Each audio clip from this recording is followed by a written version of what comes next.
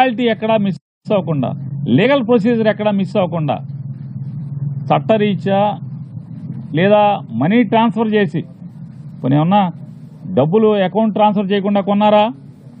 డబ్బులు ఇచ్చేప్పుడు కానీ లేదా పేపర్ అడ్వర్టైజ్మెంట్ ఇవ్వకుండా కొన్నారా?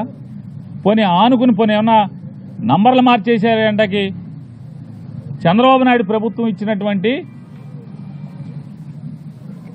అగ్రిగోల్డ్ ఆస్తులకి అన్న సరిహద్దులు చేస్తుందా? అసలు సంబంధం లేదు. అగ్రిగోల్డ్ ఆస్తులకి జోగి రమేష్ గారు వాళ్ళు కొనుక్కున్న ఆస్తికి అసలు సంబంధమే లేదు కదా.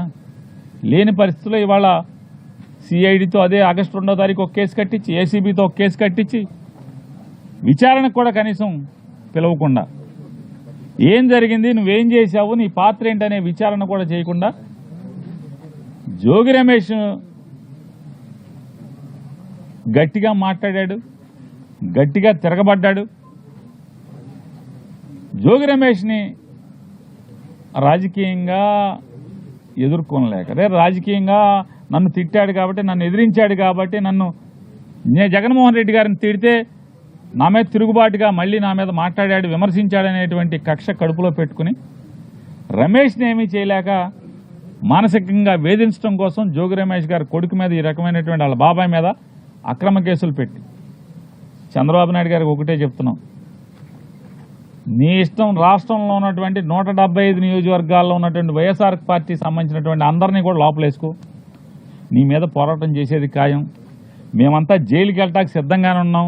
నీ తప్పుడు కేసుల్లో అక్రమ అరెస్టులో ప్రతి ఒక్కళ్ళం కూడా వైఎస్ఆర్ కాంగ్రెస్ పార్టీ జెండా మోసే ప్రతి చిన్న కార్యకర్త దగ్గర నుంచి కూడా జగన్మోహన్ రెడ్డి గారి దాకా అంతా సిద్ధంగా ఉన్నాం. నీ చేతనైంది నువ్వు చేసుకో. అయినా సరే తెలుగుదేశం పార్టీ చేసేటువంటి తప్పుల మీద ప్రజలకి మోసం చేసే దాంట్లో పోరాటం చేయకుండా ఉండడం వదలం, నిన్ను నిలదీయకుండా ఉండడం వదలం అనేది కూడా చంద్రబాబు నాయుడు గారికి ఈ సందర్భంగా అంతిమంగా న్యాయం చేస్తుంది. జగన్మోహన్ రెడ్డి గారిని దగ్గర నుంచి వాళ్ళ జోగి రమేష్ గారి కుటుంబాన్ని నువ్వు ఎవరిని వేధించదలుచుకున్నా మేము న్యాయ పోరాటం చేస్తాం, ధర్మ పోరాటం చేస్తాం.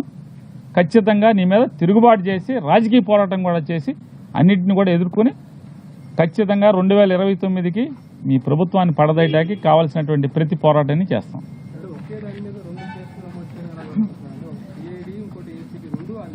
ఏమండి పద్ధతులు లేకుండా వినాయక్ గారు, పద్ధతులు ఉంటే అనుకోవచ్చు, ఇదేదో అడ్డగోలు కేసులు, తప్పుడు కేసులు, ఏదో రకంగా మానసికంగా వేధించాలి, తప్పుడు కేసులు పెట్టాలి, లోపలేద్దామనే నిర్ణయానికి వచ్చాక ఇక అసలు ఒక డిపార్ట్మెంట్ కట్టిందా, 2 ఇది కాకపోతే రేపు ఇంకో డిపార్ట్మెంట్తో ఇదే కేసు ఇంకోటితో కూడా కట్టిస్తారు, ఇంకో చోట కూడా కట్టిస్తారు.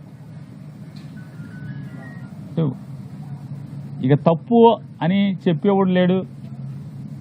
పేపర్లు టీవీలు, వాళ్ళ పేపర్లు టీవీలు బాజా కొడతా ఉంటాయి, వీళ్ళకి వంత పాడుతూ ఉంటాయి. ఇది కరెక్ట్ కేసు అంటారు. మామూలుగా ఇంతమందిని పొలం అమ్మిన వాళ్ళు ముద్దాయిగా లేరు. జోగి రమేష్కి పొలం అమ్మింది ఎవరు? పొలం అమ్మిన